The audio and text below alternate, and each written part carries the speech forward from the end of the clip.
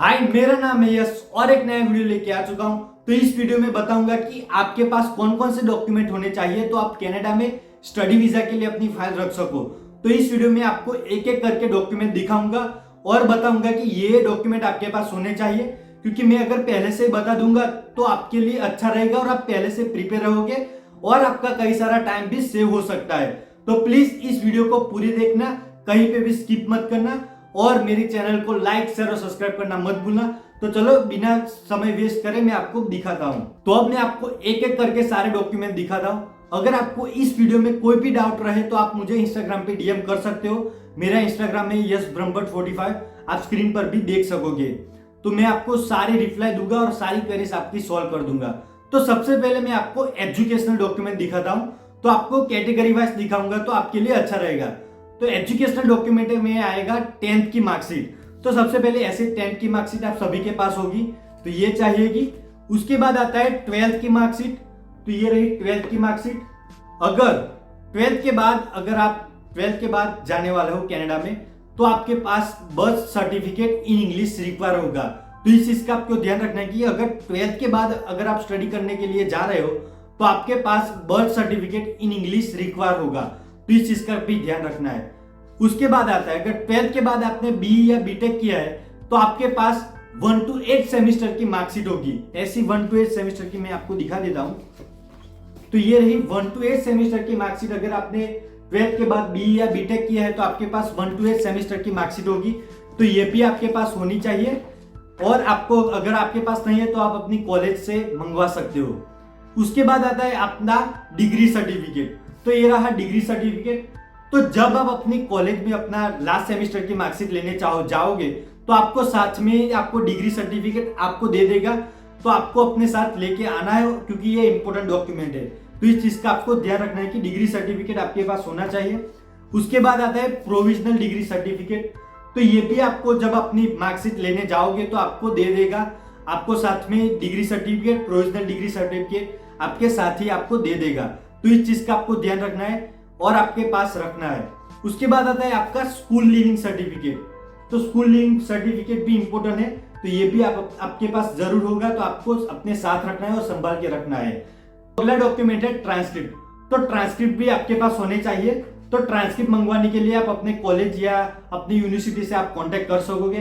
तो मेरे केस में तो मुझे ऑफिशियल जीटीयू की ऑफिशियल वेबसाइट पे जाके मुझे ट्रांसक्रिप्ट की ऑनलाइन रिक्वेस्ट करनी थी और वो लोग मुझे कुरियर के थ्रू हमें घर भेजते थे। तो आपको सिस्टम जैसी भी हो आप कांटेक्ट करके अपने प्रोफेसर से आप मंगवा सकते हो और आप जान सकोगे कि आप कैसे ट्रांसक्रिप्ट मंगवाना है। तो ऐसे आपके पास ट्रांसक्रिप्ट आएगी। और ये एक मोस्ट इंपोर्टेंट डॉक्यूमेंट है, क्योंकि 1 to 8 सेमेस्टर के सारे रिजल्ट आपको एक ही पेज में दे देंगे। और ट्रांसक्रिप्ट और कंसोलिडेटेड मार्कशीट वो दोनों एक ही है। तो इस चीज का भी आपको ध्यान रखना है। तो ये रहे ट्रांसक्रिप्ट। उसके बाद आता है अटेम्प्ट सर्टिफिकेट। ये भी आप अपने कॉलेज या यूनिवर्सिटी में मंगवा सकोगे। ये रहा अटेम्प्ट सर्टिफिकेट। अटेम्प्ट सर्टिफिकेट में क्या होता है कि आपने कितने अटेम्प्ट में अपनी 1 to 8 सेमेस्टर की एग्जाम पास की। तो यहाँ पे नंबर ऑफ अटेम्प्ट करके आया जाएगा। तो ये भी डॉक्यूमेंट आपके पास होने चाहिए। अगला डॉक्यूमेंट है आपका एक्स्ट्रा करिकुलम सर्टिफिकेट। तो एक्स्ट्रा करिकुलम सर्टिफिकेट आपने 1 to 8 सेमेस्टर अपनी ड्यूरिंग कॉलेज आपने कौन कौन से कॉम्पिटिशन में पार्टिसिपेट किया उसके सर्टिफिकेट आपके पास हो गए। तो ये भी सर्टिफिकेट होने चाहिए। और आपके पास जितने हो उतने ही बताना, क्योंकि आपको एसओपी में भी मेंशन करना पड़ता है। तो इस चीज का आपको ध्यान रखना है, क्योंकि ये मोस्ट इंपोर्टेंट डॉक्यूमेंट है। तो ये रहे एक्स्ट्रा करिकुलम डॉक्यूमेंट। तो अभी हमारे सारे एजुकेशनल डॉक्यूमेंट खत्म हुए। तो अब आएगा हमारा passport, offer letter, GIC confirmation. तो ये सारे डॉक्यूमेंट मैं आपको भी दिखाता हूँ। तो उनमें से सबसे पहला डॉक्यूमेंट है हमारा पासपोर्ट। तो पासपोर्ट की फ्रंट पेज और लास्ट पेज की जेरॉक्स होनी चाहिए आपके पास। तो ये मोस्ट इंपोर्टेंट डॉक्यूमेंट है। उसके बाद आता है हमारा ई मेडिकल सर्टिफिकेट। तो ई मेडिकल सर्टिफिकेट, अगर आपको नहीं पता है कि आपको मेडिकल कैसे करवाना है, कैसे अपॉइंटमेंट बुक करानी है और ये ई मेडिकल सर्टिफिकेट कैसे मिलता है और कौन कौन सी प्रोसेस है, तो मैंने मेडिकल के ऊपर पूरी वीडियो बनाई है, डेडिकेटेड वीडियो। तो आप आई बटन पर उस वीडियो को चेक कर सकोगे। तो आपके लिए अच्छा रहेगा और आपको अच्छे से अंडरस्टैंडिंग आएगी।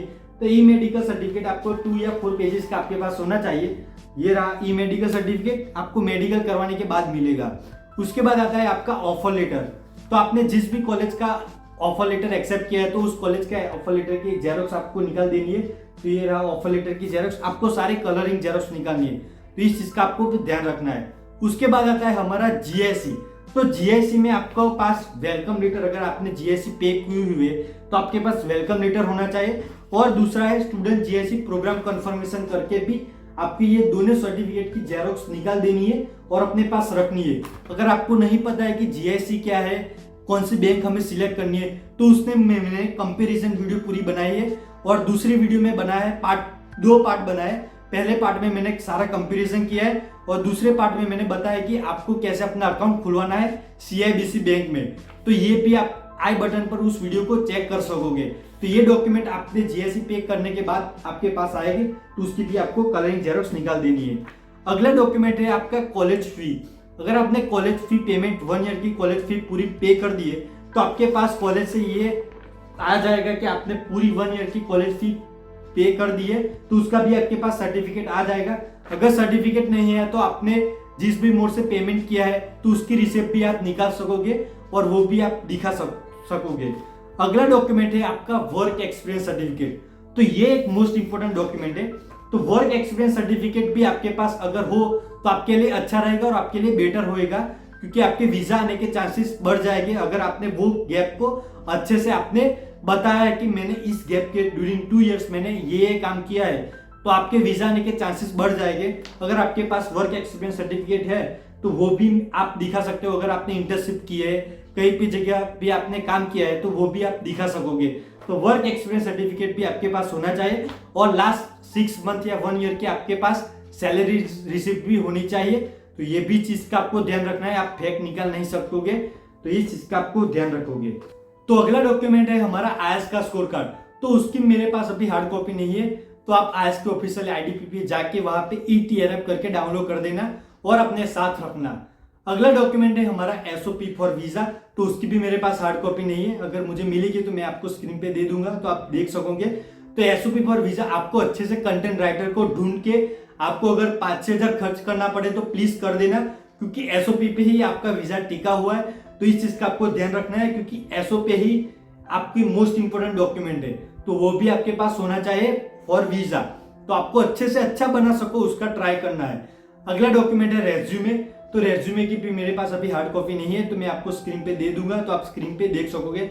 तो उसको भी आपको अच्छे से लिखना है और अच्छे से रेज्यूमे बनाना है। आपके फंड्स के बारे में बात करूंगा कि अगर आपके पास स्पॉन्सर है, कोई भी स्पॉन्सर, आपके पिता हो या अंकल जो भी हो, उनके पास कितनी प्रॉपर्टी है, कितने पैसे, तो वो अगर आप शो करना चाहो तो शो कर सकोगे। कि अभी क्या रहा है कि एसडीएस कैटेगरी वाले भी अभी फंड दिखाना शुरू कर दिया है। फॉर एग्जांपल मेरे एजेंट ने मुझे बताया कि अगर आप फंड दिखाओ तो आपके लिए अच्छा रहेगा, तो मैंने भी फंड शो किए हैं। तो कौन कौन से डॉक्यूमेंट है तो वो मैं आपको भी बताता हूँ। तो सबसे पहला डॉक्यूमेंट है bank statement of last 6 month. तो अगर लास्ट 6 मंथ के आपका बैंक स्टेटमेंट आपके पास हो तो वो भी आप शो कर सकोगे। उसके बाद आता है आपका बैंक बैलेंस सर्टिफिकेट या फिक्स डिपॉजिट बैलेंस। तो मैंने बैंक बैलेंस सर्टिफिकेट निकाला है, तो आप अपनी बैंक जो भी बैंक में अपने पापा का अकाउंट हो तो वहां पर जाके आप कह सकोगे कि मुझे बैंक बैलेंस सर्टिफिकेट चाहिए, तो वो लोग ऐसा सर्टिफिकेट निकाल के दे देंगे। तो ये भी आप शो कर सकोगे। अगला डॉक्यूमेंट है आपका income tax return. Last 3 year का इनकम टैक्स रिटर्न। अगर आपके पापा इनकम टैक्स भर रहे हैं तो आपके पापा के पास लास्ट 3 ईयर का इनकम टैक्स रिटर्न का डॉक्यूमेंट हो गए आईटीआर रिटर्न। वो इंग्लिश में होने चाहिए, गुजराती में वो एक्सेप्ट नहीं करते। तो इंग्लिश में इनकम टैक्स रिटर्न के डॉक्यूमेंट आपके पापा के पास लास्ट 3 ईयर के होंगे, तो वो भी आप दिखा सकोगे, क्योंकि ये गवर्नमेंट अप्रूव डॉक्यूमेंट है।